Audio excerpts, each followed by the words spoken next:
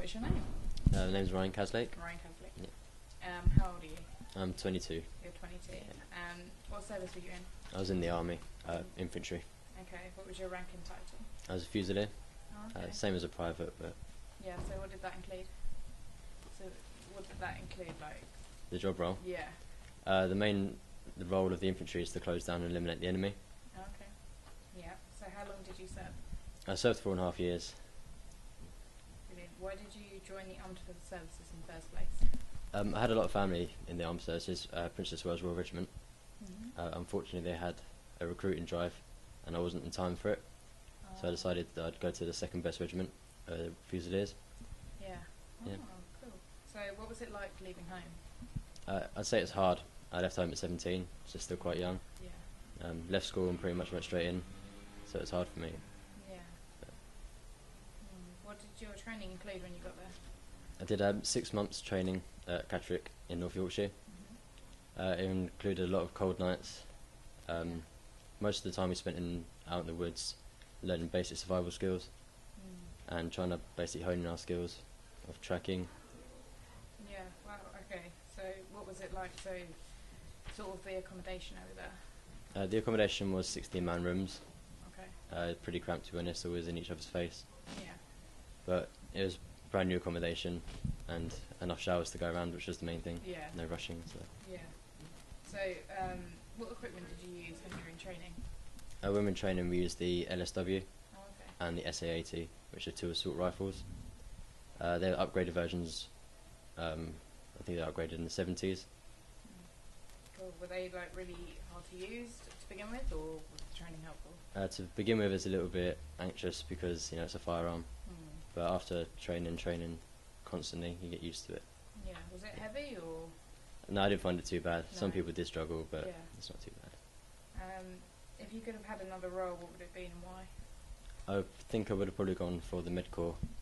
I've always admired what medics do, and I'd like to think I'd be able to do it as well, so it would be nice. Yeah.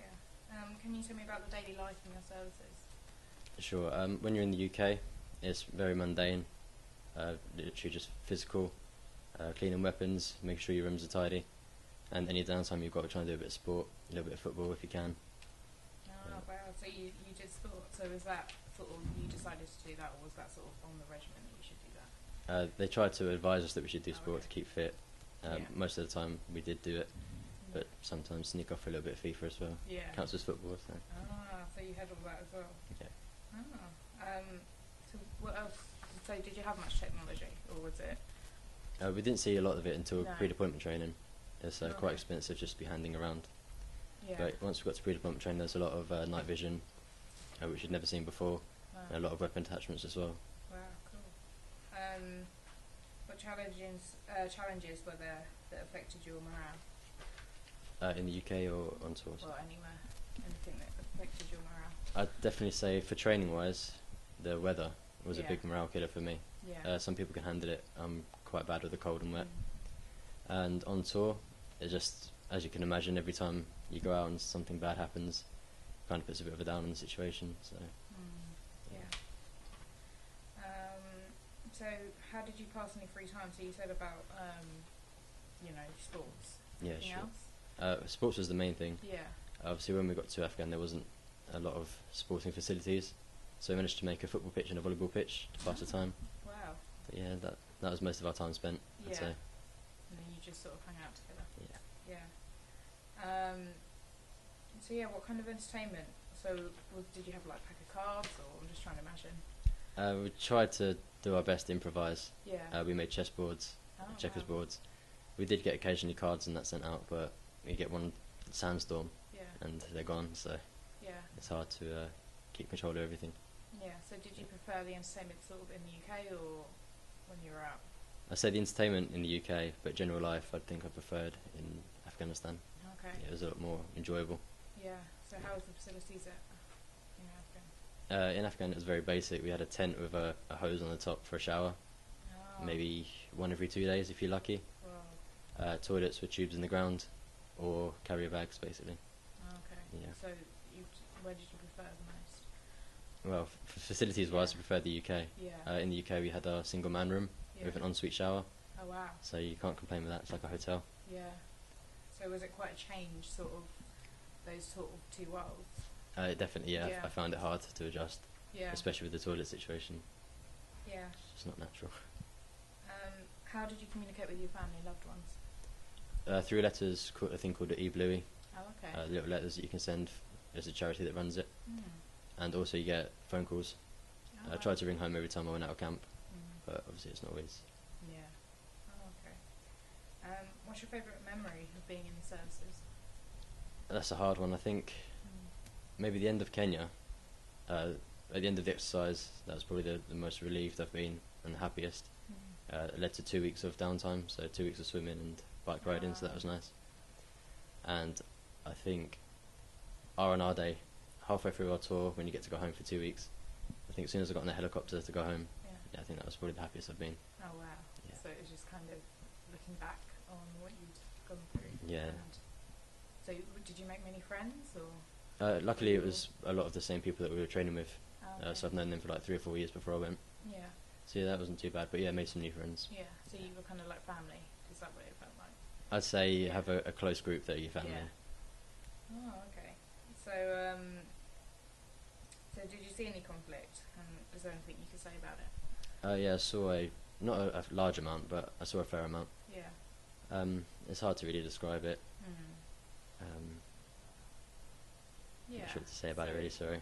No, but how was that the more shocking thing about being or we're a little bit prepared for it. yeah. We had a lot of training beforehand, but Yeah. I don't think anything can prepare you for the first time. Yeah. Yeah. So was there any support out there while you were undergoing it, or was it more just sort of afterwards when you got back? Yeah, when something happened on the ground, we had teams that come in to talk to us, and we also had a padre, which is like a priest, who'd come around and check everyone was okay. Yeah. Okay. Right. Were you ever decorated? Just the Afghanistan medal. Yeah. So was that a proud moment for you? I'd say, yeah. Yeah. It was a long day as well Yeah. on the parade ground, but yeah, definitely Okay. worth it.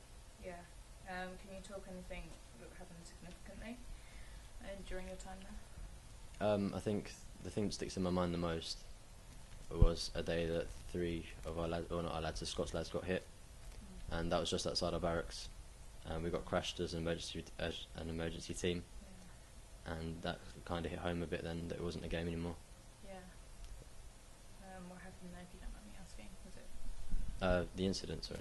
Yeah. It was a roadside bomb. Oh, okay. They dug it a long tunnel, about 200 metres underground, Yeah. and then packed it full of explosives, and when the vehicle went over, Oh, they just no. detonated it, yeah. Yeah. So you got lots of support after that, I'm guessing? Yeah, there's a lot Yeah. after that. That's good. What was it like during the everyday life? So you said like that you got a shower. Did you have like a routine? Was it like, oh okay, wake up and then do sports, or? We had a bit of a enthusiastic sergeant who liked to get us Oh. up every morning, 6 o'clock in the morning for PT, Yeah. physical training. And then usually we go on patrol about midday, and you could be out maybe 6 or 7 hours. And then you get back and you either go into a rest or a guard situation.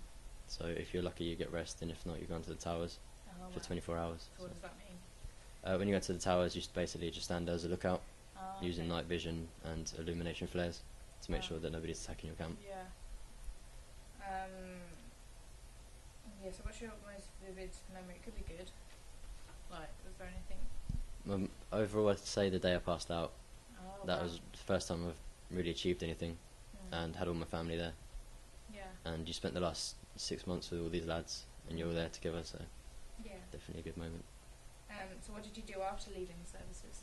I've not long left at the moment. I work for Oh, a okay. pharmaceutical company in Brighton, Yeah. so it's a bit of a change. Yeah. I'm finding it hard to adjust because it's not as exciting as it was, Yeah. but yes, I'd say an improvement anyway. Yeah.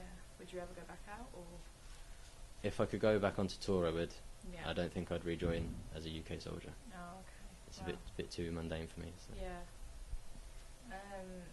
So did you attend any reunions?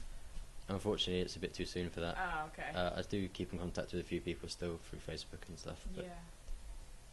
Yeah, I think that's it. Is there anything else you'd like to sort of say? no, it's fun. No? Just thanks for your time. Okay, yeah, Yeah. thanks.